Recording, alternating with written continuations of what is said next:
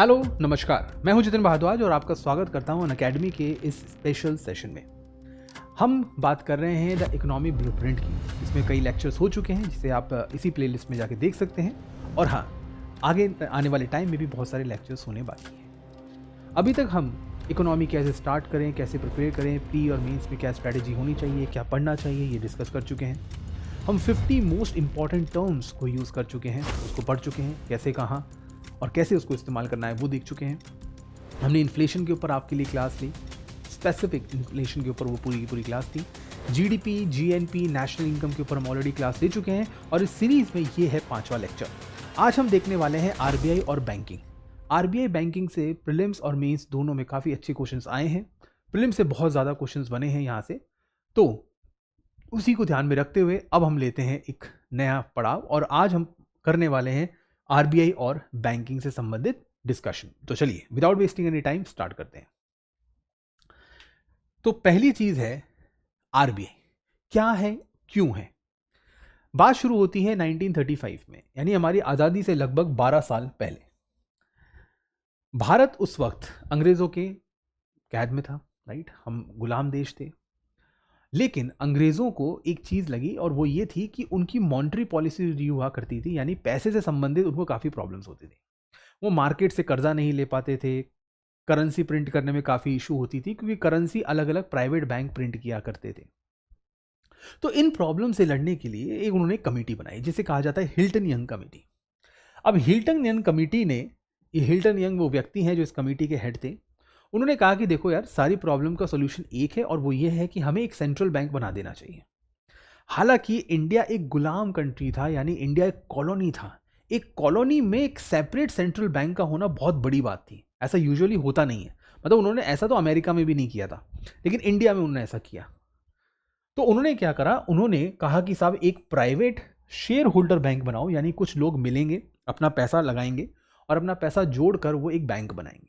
तो आरबीआई जो है वो प्राइवेट बैंक था जब बना था, जिसमें 5 करोड़ रुपए लोगों ने मिलकर लगाए। अब इस 5 करोड़ से उन्होंने क्या करा, उन्होंने एक बैंक बनाया, उसका नाम रखा रिजर्व बैंक ऑफ इंडिया। और ये कहा गया कि ये जो बैंक है ये 2 काम करेगा। पहला तो ये करेंसी को प्रिंट करेगा, उसको मैनेज करेगा और गवर्नमेंट को उधार दिलवाएगा, यानी कि it will try to arrange money for the bank, for the government. तो पब्लिक डेट की जो बात होती है वो यहां से इन्होंने करना शुरू कर दिया था। अब 1949 में यही बैंक, हम आज़ाद हो जाते हैं 1947 में, तो भारत सरकार ने सोचा कि यार सेंट्रल बैंक जैसी चीज़ प्राइवेट तो नहीं हो सकती, इसको प्राइवेट होना भी नहीं चाहिए। ये सरकारी क्यों नहीं था? सरकारी इसलिए नहीं था क्योंकि ब्रिटिश सरकार के पास खुद का अपना सेंट्रल बैंक था जिसे बैंक ऑफ इंग्लैंड कहा जाता है आज भी। तो क्योंकि उनके पास एक ऑलरेडी सरकारी सेंट्रल बैंक था तो वो दूसरा क्रिएट नहीं कर सकते थे। ऐसा नहीं कि वो चाहते नहीं थे, लेकिन वो कर नहीं सकते थे क्योंकि एक कंट्री में एक ही सेंट्रल बैंक होता है, तो उन्होंने वो करा। तो जब भारत आज़ाद हुआ, एक सेपरेट कंट्री बना, एक कंट्री जिसके पास खुद का सरकारी सेंट्रल बैंक नहीं था, तो उन्होंने 1949 में इसको नेशनलाइज कर दिया, यानी वो सरकारी बैंक हो गया। अब जब बैंक सरकारी हो गया तो ये 2 फंक्शंस तो वो करेगा ही, यानी वो पैसे तो प्रिंट करेगा, मैनेज भी करेगा और सरकार को कर्जा भी दिलवाएगा। इसके अलावा, राइट, प्राइस स्टेबिलिटी और ग्रोथ, ये 2 और पॉइंट्स जोड़े गए आरबीआई के साथ कि भाई आप महंगाई पे भी कंट्रोल करोगे और आप ग्रोथ को भी प्रमोट करोगे। तो ये दोनों चीजें उन्होंने जोड़ दी आरबीआई के साथ। अब आरबीआई जो है वो इन कानूनों के अंडर काम करता है, यानी ये वो कानून है जिस पे आरबीआई काम करता है। पहला है आरबीआई एक्ट। आरबीआई कैसे बना, उसका कॉम्पोजिशन, उसका मैनेजमेंट, क्या करेगा, कैसे करेगा, सारी उसकी पावर्स वगैरह इस एक्ट में दी हुई है। उसके बाद आता है बैंकिंग रेगुलेशन एक्ट। जितने भी हमारे देश में बैंक हैं, सरकारी हो, प्राइवेट हो, कोऑपरेटिव हो, आरआरबी हो, पेमेंट बैंक, राइट, जो भी है स्मॉल बैंक, उस सभी को कैसे उन पे कंट्रोल किया जाएगा, उनको कैसे रेगुलेट किया जाएगा, वो इस कानून में लिखा हुआ है। फिर आता है government securities and, right, government securities act 2006। इसमें यह बताया जाता है कि भारत सरकार की जो प्रतिभूतियां होती हैं, जिन्हें हम सिक्योरिटीज कहते हैं, चाहे वो ट्रेजरी बिल्स हों या लॉन्ग टर्म डेटेड सिक्योरिटीज हों, उनको आरबीआई कैसे खरीदेगा, बेचेगा, कैसे सरकार को पैसा दिलवाएगा, यानी कैसे सरकार को उनके डेट को कैसे मैनेज करेगा, वो सब इसमें दिया हुआ है। उसके बाद आता है पेमेंट एंड सेटलमेंट एक्ट 2007। आपने यूपीआई यूज किया होगा, राइट, पेटीएम करो, राइट। ये सारी चीज़ें जो आप यूज़ करते हैं, जो पेमेंट सिस्टम होते हैं, आपका क्रेडिट कार्ड हो गया, आप एटीएम जाते हैं, आप चेक देते हैं, ये सारी जो पेमेंट रिलेटेड चीज़ें होती हैं, पेमेंट एंड सेटलमेंट मैं ऑलरेडी एक वीडियो में समझा चुका हूँ पहले, राइट। उन दोनों का डिफरेंस क्या होता है, वो सब कुछ इस एक्ट में आता है। और लास्ट है फेमा एक्ट। इसके अलावा भी बहुत सारे कानून हैं, लेकिन ये टॉप 5 हैं। फेमा एक्ट, फेमा एक्ट होता है foreign exchange management act, right. ये पहले फॉरेन एक्सचेंज रेगुलेशन एक्ट था, लेकिन उसको रेगुलेशन को हटा के मैनेज कर दिया। डिफरेंस कुछ नहीं है।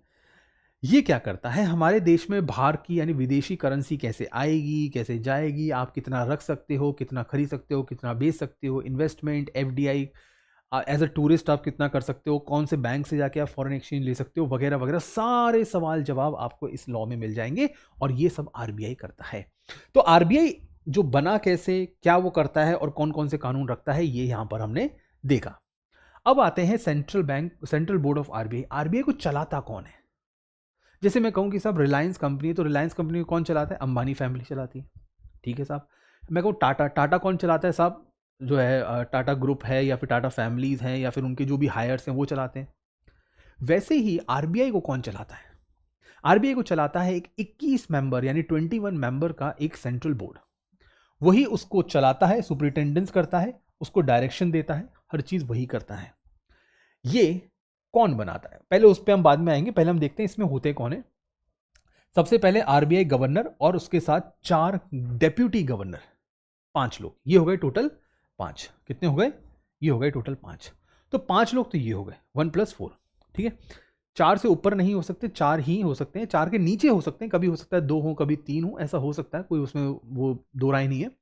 उसके बाद आता है ये वाला एक बड़ा कॉम्पोजिशन, नॉन ऑफिशियल डायरेक्टर। इसमें 4 डायरेक्टर्स तो लोकल बोर्ड से आएंगे, आरबीआई के लोकल सेंटर्स होते हैं, ठीक है, अलग अलग स्टेट्स में, वहां से 4 लोग आ गए।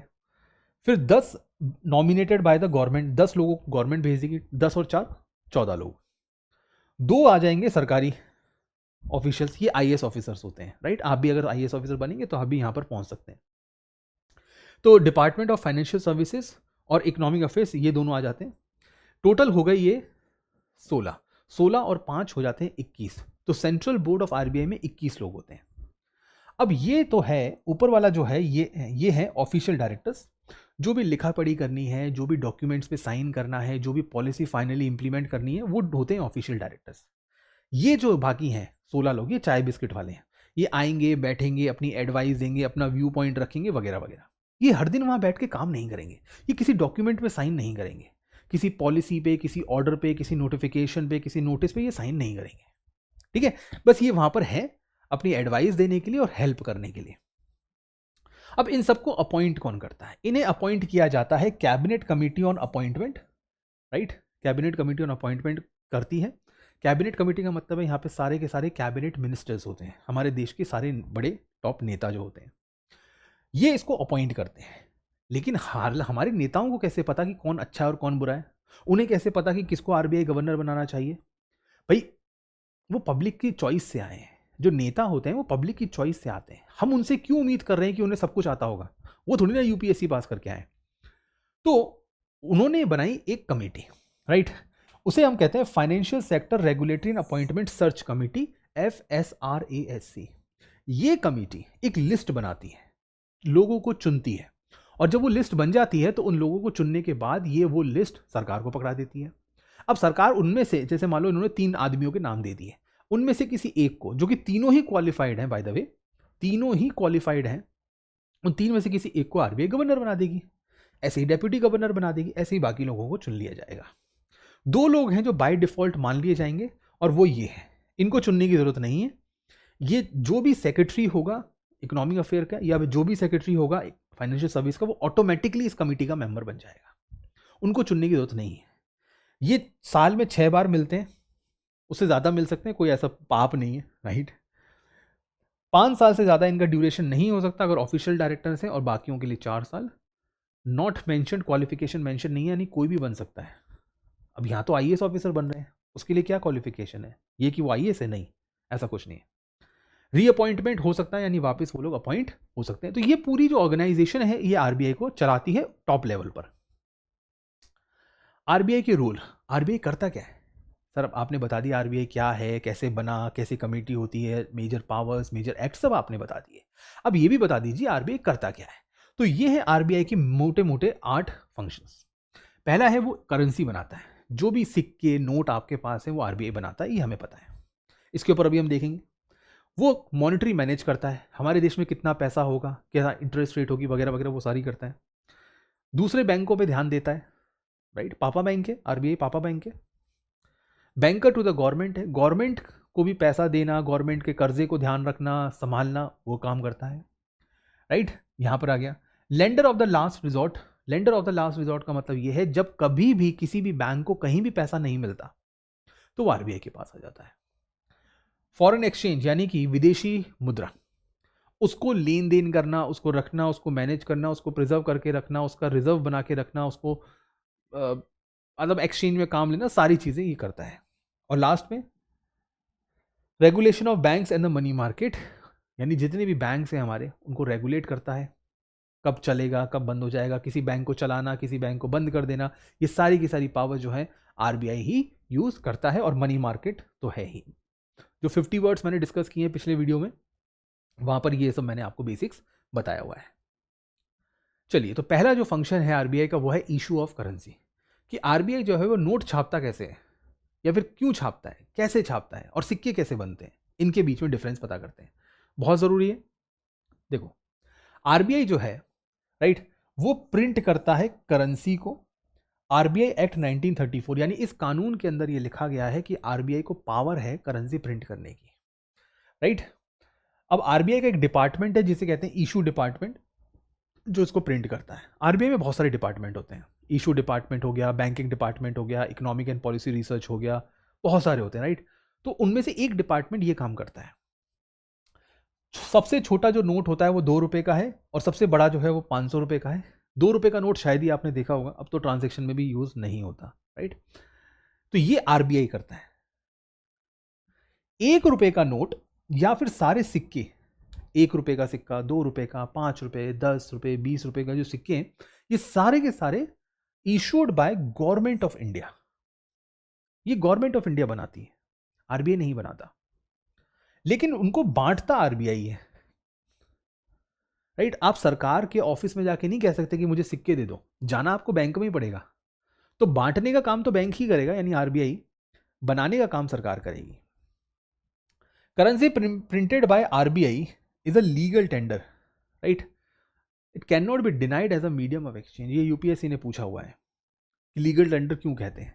भाई, उस जो नोट है आपका, उसके ऊपर लिखा है कि I promise to pay the bearer the sum of rupees, जो भी 100, 200, 500, उस पर प्रॉमिस किया गया है आरबीआई द्वारा, आरबीआई गवर्नर द्वारा।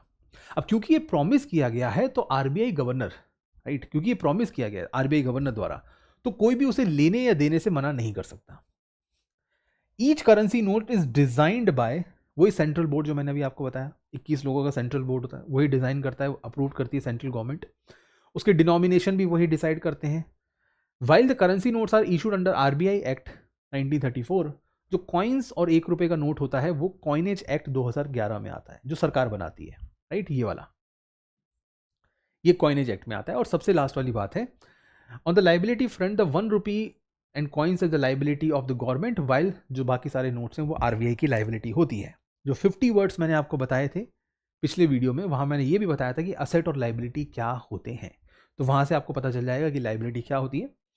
बेसिक सी बात है, लाइबिलिटी का मतलब ये है क्योंकि जितना भी आप नोट प्रिंट करोगे, मतलब आरबीआई जितनी भी नोट प्रिंट करेगी उसको उतना ही पैसा अपने पास रखना पड़ेगा।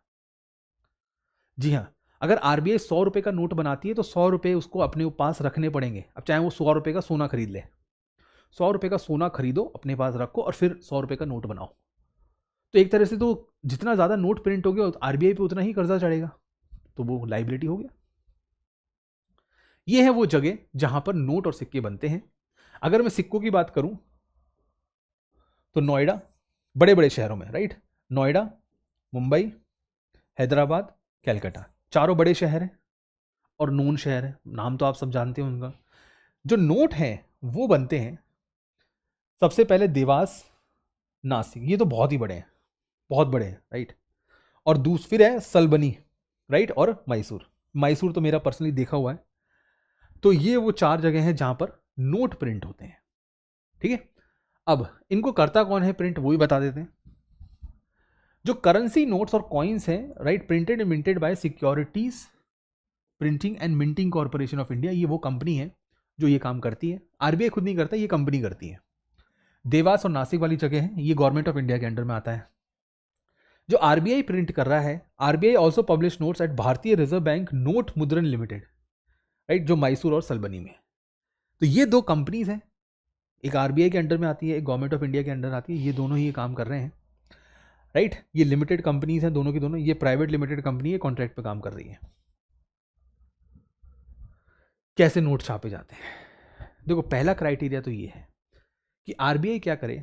जैसे मैं आपको एक एग्जांपल देता हूं, मान लीजिए आरबीआई को ऑर्डर आया कि आरबीआई को 100 करोड़ रुपए के नोट छापने हैं। आरबीआई को 100 करोड़ रुपए के नोट छापने हैं।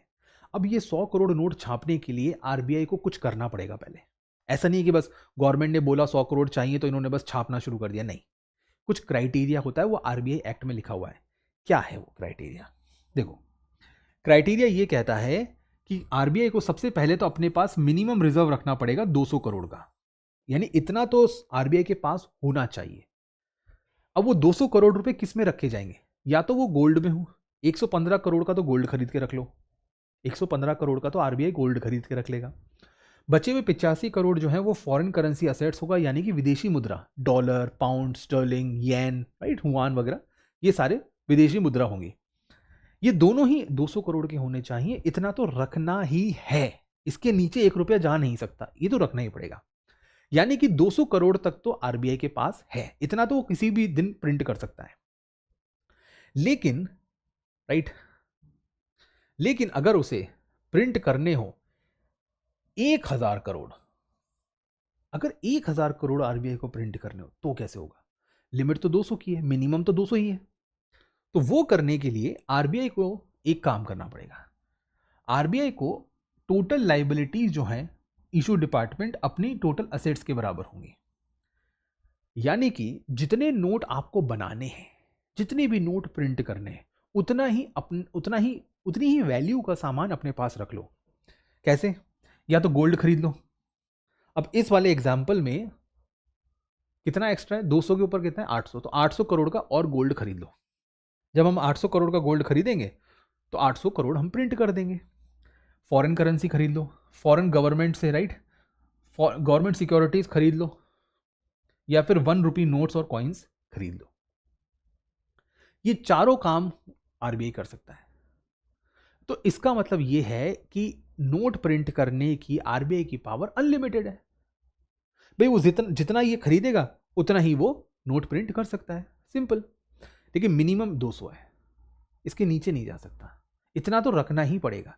इसके ऊपर वो चाहे तो अनलिमिटेड कितना भी रख सकता है। तो ये है क्राइटेरिया 1, क्राइटेरिया 2।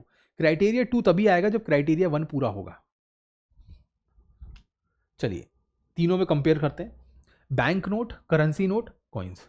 बैंक नोट किसे कहा जाता है, राइट, 2 रुपए से लेकर 10,000 रुपए तक का जो नोट होता है उसे बैंक नोट कहा जाता है। लेकिन 10,000 का नोट हमारे देश में प्रिंट नहीं होता, 2 रुपए से लेकर 500 का ही होता है। पहले 2000 का था, लेकिन वो लास्ट ईयर सितंबर में बंद कर दिया गया, right. Issued under RBI act, bank note जो होते हैं वो आरबीआई एक्ट के अंदर बनाए जाते हैं, आरबीआई बनाता है, लीगल टेंडर है, राइट। 2 लाख से ऊपर आप कैश यूज नहीं कर सकते। मिनिमम नोट 2 रुपए का होता है, मैक्सिमम नोट 10,000 का हो सकता है, होता नहीं, हो सकता है। आरबीआई के ऊपर ही लाइबिलिटी होती है, जो देता है उसी की लाइबिलिटी होती है। अब हम आते हैं करेंसी नोट। इसमें सिर्फ एक ही नोट आता है, वो होता है 1 रुपए वाला, 1 रुपी नोट ओनली। बनाती है सरकार, बेचता है आरबीआई, राइट। 1 रुपए का नोट है, वो भी लीगल टेंडर है। 1,000 से ज़्यादा के सिक्के आप यूजुअली ट्रांजैक्शन में नहीं दे सकते। ऐसा नहीं कि आप किसी दुकान पे जाओ, वो कैसा 1500 का बिल हुआ है और आपने 1500 सिक्के दे दी उसको, वो तो मना कर देगा। मना कर सकता है, जी हाँ, उसको पूरा अधिकार है, वो मना कर देगा। आप कार खरीदने जाओ, वो 2 लाख से ऊपर का कैश लेने से मना कर देगा। इलीगल तरीके तो 50,000 हैं, लेकिन फिर वो इलीगल ही होते हैं, राइट, कभी ना कभी पकड़े ही जाएंगे। डिनोमिनेशन 1 रुपये, उसके ऊपर नहीं होता, लाइबिलिटी गवर्नमेंट ऑफ इंडिया के ऊपर आएगी। अब सबसे लास्ट में होता है कॉइन्स। कॉइन्स बनते हैं आपके कॉइनेज एक्ट में, जैसा कि ये कॉइनेज एक्ट में था, ये भी कॉइनेज एक्ट में है, गवर्नमेंट ऑफ इंडिया बनाता है, लीगल टेंडर है, वही 1000, राइट। यहाँ भी 1000 रुपये का सिक्के आप नोट यूज़ कर सकते थे, यहाँ भी वही सीन है। ये डिनोमिनेशन है 1, 2, 5, 10, 5, 20, 100, 150 के भी कॉइन्स आते हैं, 100 के भी कॉइन्स आते हैं। लेकिन वो कॉइन्स जो होते हैं वो क्या है, वो लिमिटेड एडिशन कॉइन होते हैं। उसे कहीं जाके लोग यूज़ नहीं करते, वो कलेक्टर्स के लिए होते हैं, यानी जो उसको कलेक्ट करना चाहते हैं। ये भी गवर्नमेंट ऑफ इंडिया की लाइबिलिटी होती है, राइट। अब जो ये नोट है, जो बैंक नोट है, ये मीडियम ऑफ एक्सचेंज और क्रेडिट इंस्ट्रूमेंट के अंदर में आते हैं। ये मीडियम ऑफ एक्सचेंज आता है, वो भी मीडियम ऑफ एक्सचेंज है, यानी जो 1 रुपये का नोट है और जो सिक्के हैं ये छोटे ट्रांजेक्शन के लिए काम किए जाते हैं, तभी 1000 रुपये की लिमिट लगा दी। ये बड़े ट्रांजेक्शन्स क्रेडिट लोन देने के काम आते हैं। कभी लोन मिला है सिक्कों में, कभी सिक्कों में लोन मिला है, नहीं। तो क्रेडिट इंस्ट्रूमेंट यानी लोन देने में ये वाले नोट काम आते हैं, 2000 से 500 के बीच, 2 से 500 के बीच।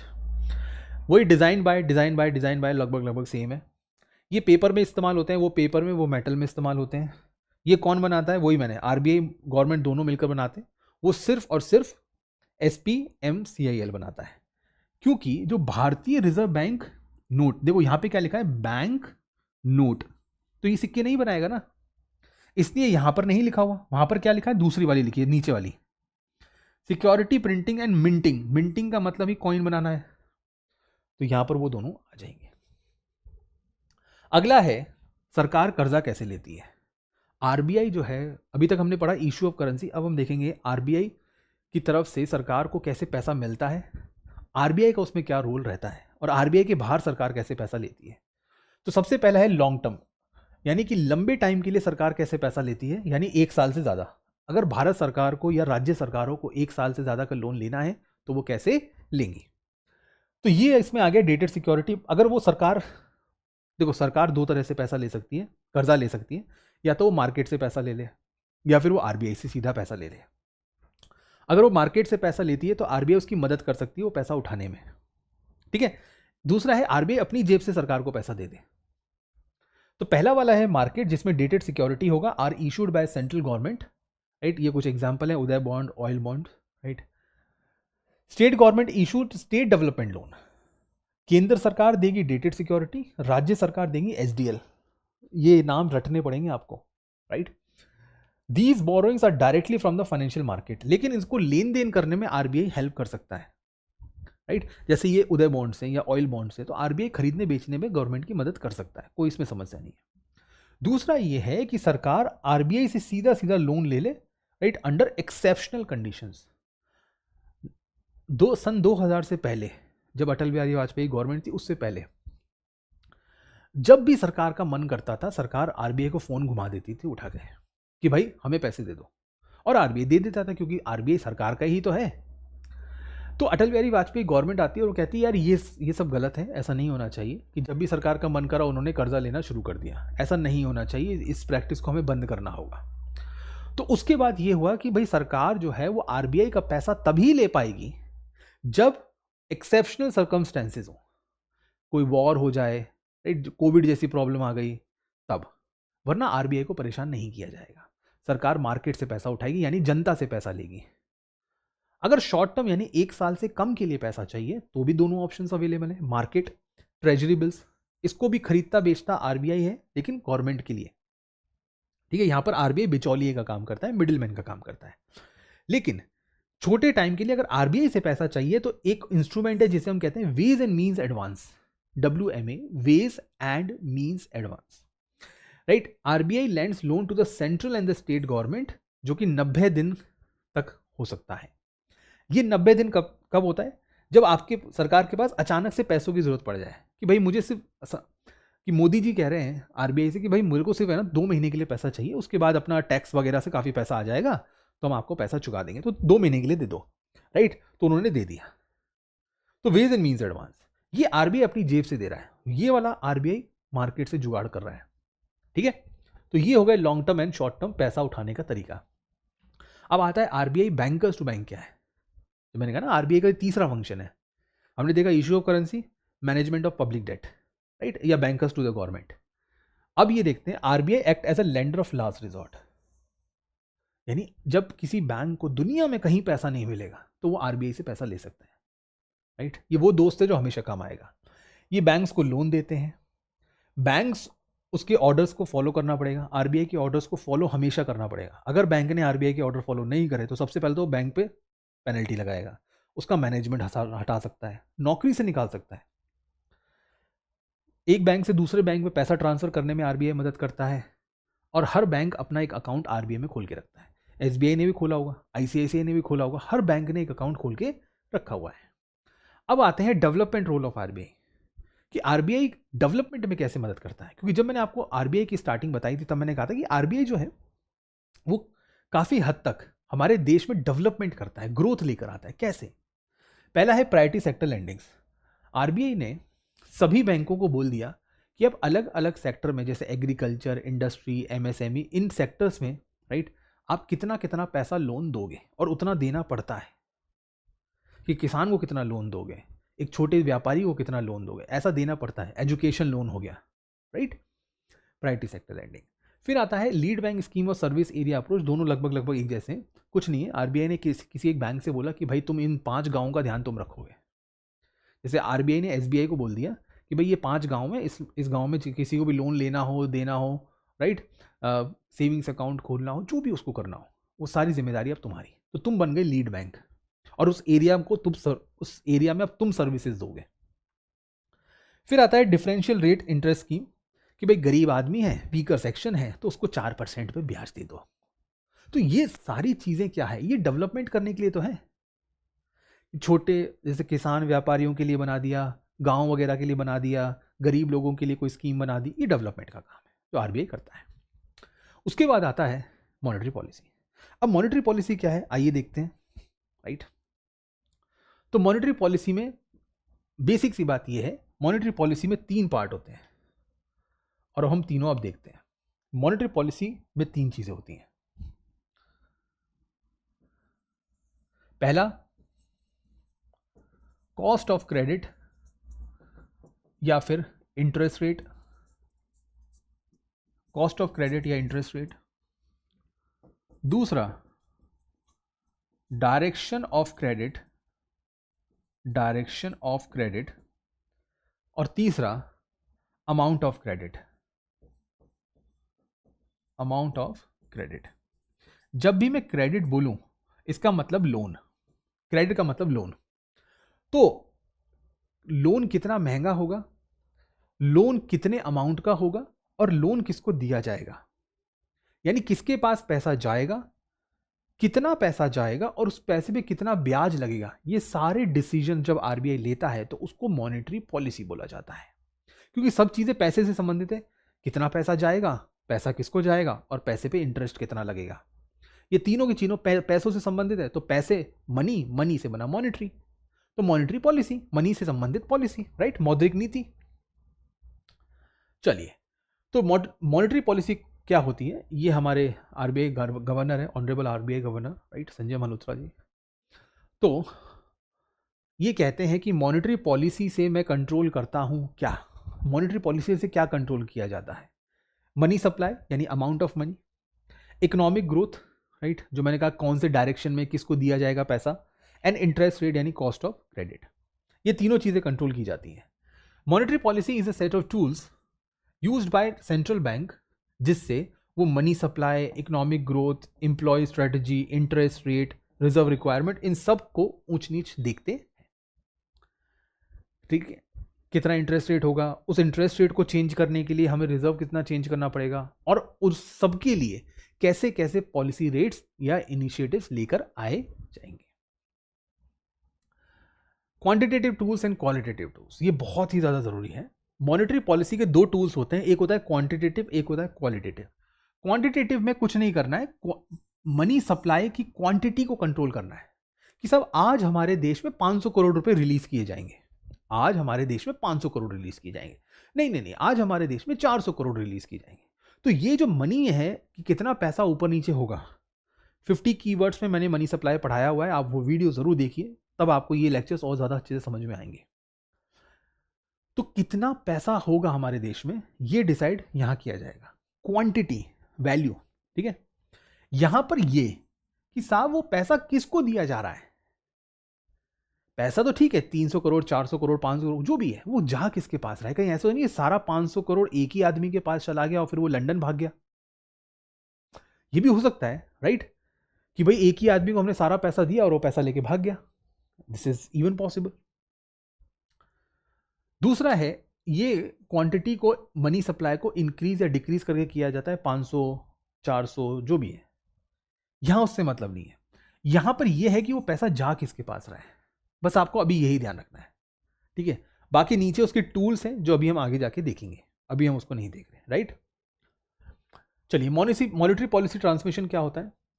जब महंगाई होती है, देखो सिंपल सी बात है, अगर लोगों के हाथ में ज़्यादा पैसा होगा, मैं सिंपल भाषा में आपको समझा रहा हूँ, ठीक है, सिंपल भाषा में इसको हम समझते हैं। अगर पैसा ज़्यादा है, अगर पैसा ज़्यादा है, मोर मनी, तो इससे क्या होगा? अगर पैसा ज़्यादा है, राइट, मोर मनी है, तो इससे क्या होगा? इससे कुछ नहीं होगा साहब, इससे एक छोटी सी चीज़ होगी, वो ये कि हमारी डिमांड बढ़ जाएगी। जब लोगों के पास पैसा ज़्यादा आएगा तो वो डिमांड भी ज़्यादा करेंगे, मांग बढ़ जाएगी। जब वो डिमांड ज़्यादा करेंगे तो इन्फ्लेशन आएगा, महंगाई आएगी, सिंपल। मैं पिछला वाला जो आई थिंक जो लेक्चर है इन्फ्लेशन वाला, एक लेक्चर आप उसको ज़रूर देखिएगा, वहाँ पे मैंने इन्फ्लेशन को बहुत अच्छे से समझाया हुआ है, उसमें आपको चीज़ें पता चल जाएंगी। तो अगर मुझे महंगाई को कम करना है तो मैं यहाँ पर काम करूँ, यानी कि मैं पैसे को कम कर दूँ, सिंपल। तो इसका सोल्यूशन क्या होगा? इसका सोल्यूशन है कि मैं मनी सप्लाई को कम कर देता हूँ, सिंपल। अब मनी सप्लाई कम कैसे होगा? मनी सप्लाई कम करने का सबसे अच्छा तरीका है इंटरेस्ट रेट बढ़ा दो। जब ब्याज दर बढ़ जाएगी तो लोग पैसे की डिमांड कम कर देंगे, सिंपल है। तो जब कभी भी इन्फ्लेशन होता है तो आरबीआई क्या करता है? आरबीआई रेट ऑफ इंटरेस्ट बढ़ा देता है। जब कभी भी इन्फ्लेशन कम हो जाएगा या फिर डिफ्लेशन होगा, इसका उल्टा, राइट, आप वो वीडियो जरूर देखिएगा, उसमें मैंने हर चीज डिस्कस की है। यानी जब कीमतें गिरेंगी तो आरबीआई रेट ऑफ इंटरेस्ट कम कर देगा, उल्टा। अब इसी ऊपर नीचे के प्रोसेस को हम मॉनेटरी पॉलिसी कहते हैं, राइट। इसी को हम क्या कहते हैं? Monetary policy, empty, monetary policy transmission. तो इन्फ्लेशन के टाइम पे आरबीआई रेट को बढ़ा देता है, जिससे मनी सप्लाई कम हो जाता है और इन्फ्लेशन बच जाता है। जब रिसेशन आता है या फिर कीमतें गिर जाती हैं, तब आरबीआई पॉलिसी रेट्स को कम कर देगा, मनी सप्लाई बढ़ जाएगी और फिर से डिमांड ऊपर आ जाएगी, बात खत्म। इतना ध्यान रखना है हमें। और सिर्फ इस अकेले स्लाइड से यूपीएससी ने लगभग 3 बार डायरेक्ट इनडायरेक्ट क्वेश्चन पूछे, 3 बार एक ही स्लाइड से, बताइए, राइट। तो ये है आपका मॉनेटरी पॉलिसी ट्रांसमिशन।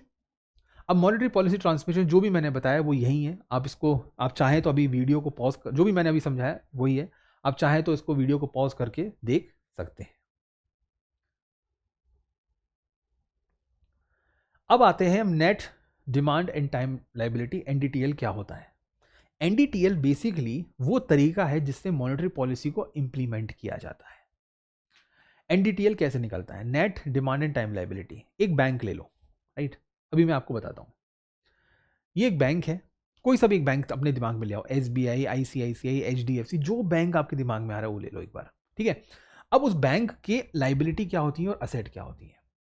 तो जो 50 वर्ड्स वाला वीडियो है, मैंने उसमें बताया है कि असेट और लायबिलिटी में क्या डिफरेंस होता है। जैसा मैं बार बार कह रहा हूं, आप एक बार वो वीडियो जरूर देखिएगा। तो लायबिलिटी वो होती है जो बैंक का खुद का पैसा नहीं है, किसी और का पैसा है। Public deposit, inter bank borrowing, इस बैंक ने किसी से उधार लिया है, एक बैंक ने दूसरे बैंक से उधार लिया है, वो भी किसी और का पैसा है। सर्टिफिकेट ऑफ डिपॉजिट किसी और का पैसा है। एनआरआई डिपॉजिट किसी और का पैसा है। एंड बोरोइंग, सो डिपॉजिट और बोरोइंग दोनों ही पैसा किसी और का होता है जो इस बैंक के पास है। तो वो चीज़ जो किसी और की होती है उसे हम लायबिलिटी बोलते हैं, लिख दिया। असेट वो जो खुद का है, जैसे इन्होंने किसी को लोन दिया, अपनी जेब से पैसा दिया है, कैश और अदर बैलेंस, आरबीआई के पास अपना पैसा रख दिया, अपना अपना पैसा आरबीआई को दे दिया, खुद के पास पैसा रख लिया, दूसरे बैंकों में पैसा लगा दिया, मनी टू अदर, किसी को उधार दे दिया, देखो उधार लिया तो इधर, उधार दिया तो इधर, डिपॉजिट लिए तो इधर, डिपॉजिट किए तो इधर। अब ये हो गए टोटल असेट, ये हो गए टोटल लायबिलिटी उस एक बैंक के। इसके ऊपर यूपीएससी क्वेश्चन पूछ चुका है, राइट। चलिए, तो अब मुझे क्या करना है, मुझे टोटल लायबिलिटी ले लेनी है किसी भी बैंक की, और उसमें से क्या माइनस कर देना है, टोटल असेट्स। बात खत्म।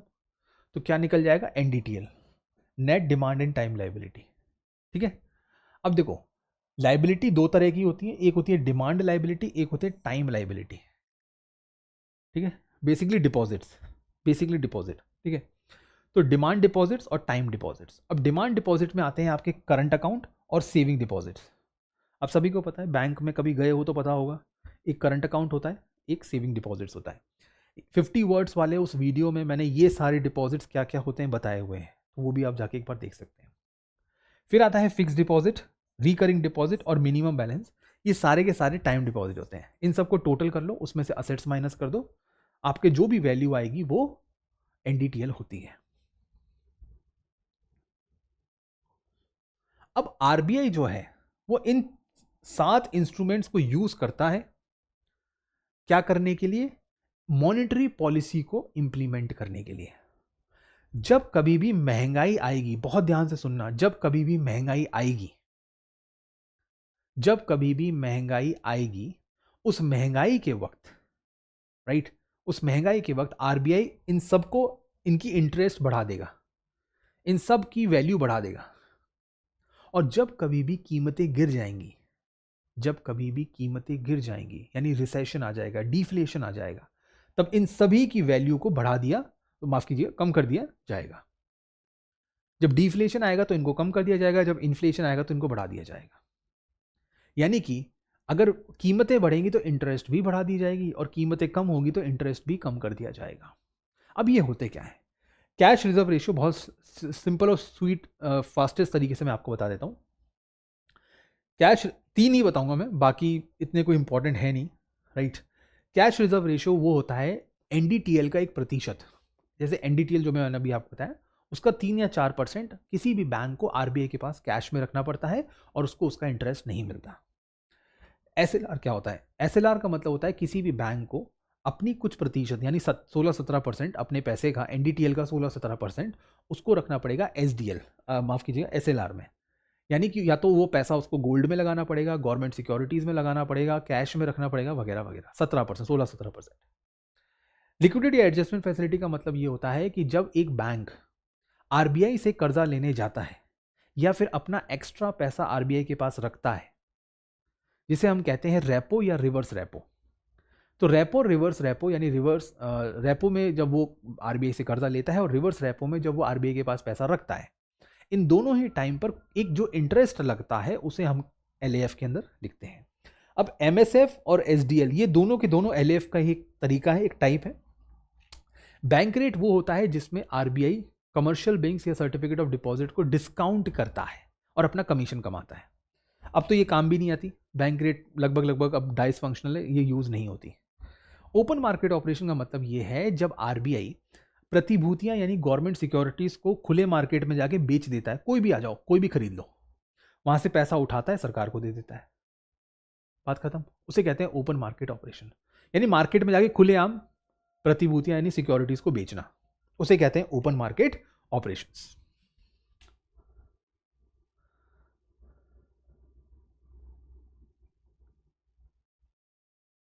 अब लास्ट जो पार्ट है आरबीआई का वो है फॉरेन एक्सचेंज मैनेजमेंट, जो कि हाल ही में काफ़ी ज़्यादा न्यूज़ में रहा है, काफ़ी ज़्यादा रुपया गिर रहा है, राइट। तो मैं एक केस आपको बता देता हूँ, यहाँ पर दोनों केस हैं जो कि नीचे दिए गए पीडीएफ में आपको मिल जाएगा। ये जो भी मैं यहाँ पढ़ा रहा हूँ वो नीचे दिए पीडीएफ से मिल जाएगा, आप चाहें तो इसका स्क्रीनशॉट भी ले सकते हैं। चलिए, 2 डिफरेंट सिचुएशन है। सबसे पहला क्या है, सबसे पहला हम पढ़ेंगे रुपी के डेप्रीसिएशन को पढ़ते हैं। चलिए, रुपी डेप्रीसिएशन पढ़ते हैं। तो रुपी डेप्रीसिएशन, राइट, क्योंकि यही चल रहा है अभी इन दिनों न्यूज़ में, यही है। होता क्या है, एक्सटर्नल शॉक हो जाता है। अब ये एक्सटर्नल शॉक है क्या, हम लिख देते हैं ईरान यूएस वॉर। ईरान और यूएस के बीच में युद्ध चल रहा है, सिंपल सी बात है, राइट। तो ये हुआ, अब इससे क्या हुआ, हमारा इंपोर्ट बिल बढ़ गया, बढ़ गया ना। अब हमें गैस और तेल महंगा मिल रहा है। अब जैसे ही ये हुआ तो उससे क्या होगा, हमारे राइट एक्सपोर्ट्स कम हो जाएंगे। एफडीआई जो 50 वर्ड्स वाला मैंने वीडियो बनाया है उसमें मैंने सब कुछ बताया हुआ है, एफडीआई क्या होता है, एफपीआई क्या होता है, वगैरह वगैरह। बेसिक सी बात यह है कि हमारे देश में राइट डॉलर का शॉर्टेज हो जाएगा। हमारे देश में विदेशी मुद्रा का शॉर्टेज हो जाता है जब भी वह बाहर कुछ ऐसी सिचुएशन होती है।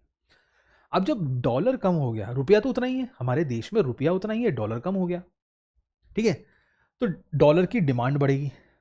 जब जो चीज़ कम हो जाती है उसकी डिमांड बढ़ जाती है।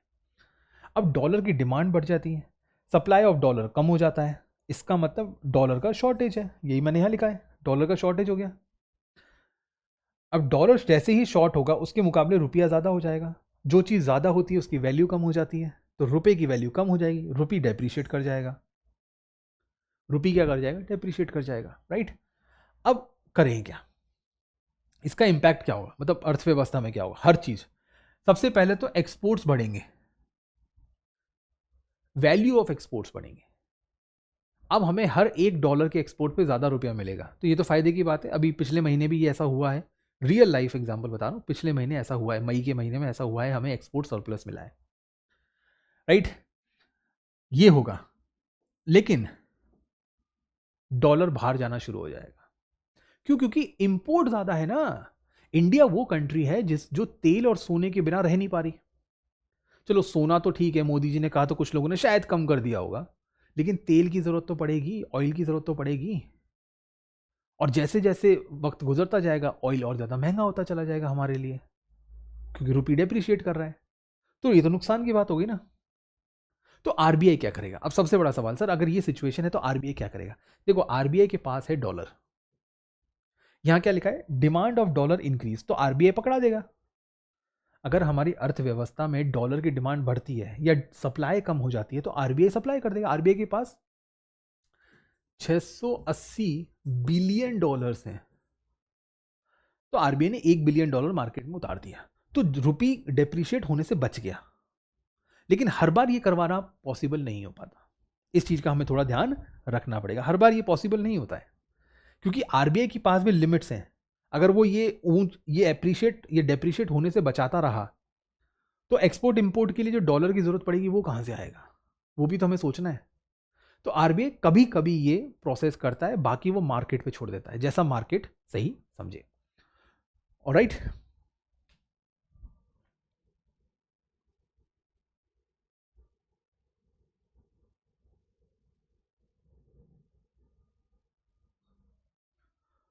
तो दोस्तों अगर आप मुझसे जतिन भारद्वाज से स्पेशल क्लासेस लेना चाहते हैं फ्री में, राइट, बिल्कुल फ्री में, अगर आप क्लासेस अटेंड करना चाहते हैं तो आप मुझे अनअकैडमी के प्लेटफॉर्म पे जाके ज्वाइन कर सकते हैं, मुझे फॉलो कर सकते हैं। वहाँ जाइए, जतिन भारद्वाज टाइप कीजिए, मुझे फॉलो कीजिए। मेरी आने वाली सारी की सारी फ्री स्पेशल क्लासेस खासकर उन स्टूडेंट्स के लिए जिनको मेंस का कहीं भी तैयारी करने को नहीं मिल रहा, क्योंकि आईएएस तो मेंस से ही बनोगे, प्रीलिम्स तो सिर्फ एक फॉर्मेलिटी है।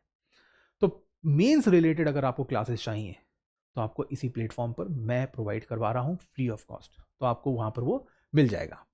अगर आपकी इकोनॉमी से संबंधित कोई भी क्वेरी है, कुछ भी पढ़ना चाहते हैं या स्ट्रैटेजी जानना चाहते हैं, सर 2 साल बाद कैसे तैयारी करूं, 1 साल बाद कैसे तैयारी करूं, तो आप अनअकैडमी पे या तो ये क्यूआर कोड को स्कैन करके वहां पहुंच सकते हैं, या फिर आप जतिन सर अनअकैडमी टाइप कीजिए, आप मेरे चैनल पर आ सकते हैं और मुझसे जो भी सवाल है आप पूछ सकते हैं। अगर आप अनअकैडमी की तरफ से मेंस की तैयारी करना चाहते हैं, लेक्चर्स लेना चाहते हैं, आंसर राइटिंग करना चाहते हैं, हैंडआउट्स चाहते हैं, या फिर आंसर को इवैल्यूएट कराना चाहते हैं, टेस्ट सीरीज़ को जो भी 48 आवर्स में हो जाती है, तो आप ये प्लान ज्वाइन कर सकते हैं। 9999 का ये प्लान है जिसमें आपको ये सब मिलेगा। अनअकैडमी को ज्वाइन करना चाहते हैं, फ्री स्टडी मटेरियल आपको नीचे दिए गए लिंक पे मिल जाएगा। और अगर अनअकैडमी का कोई भी हिंदी बायलिंगुअल इंग्लिश बैच अगर आप ज्वाइन करना चाहते हैं तो ये सारे के सारे ऑप्शंस अवेलेबल है। ये लाइव हो चुके हैं, आप इसको ज्वाइन कर सकते हैं, सब्सक्रिप्शन से इसको ज्वाइन कर सकते हैं। बाकी जानकारी के लिए आप इस नंबर पे कॉल कर सकते हैं। तो thank you everyone, I hope आपने आरबीआई के इस चैप्टर में बहुत कुछ पढ़ा होगा और बहुत कुछ समझा भी होगा। आपसे मुलाकात होगी आगे जाके एक नए वीडियो में। थैंक यू एवरीवन, जय हिंद।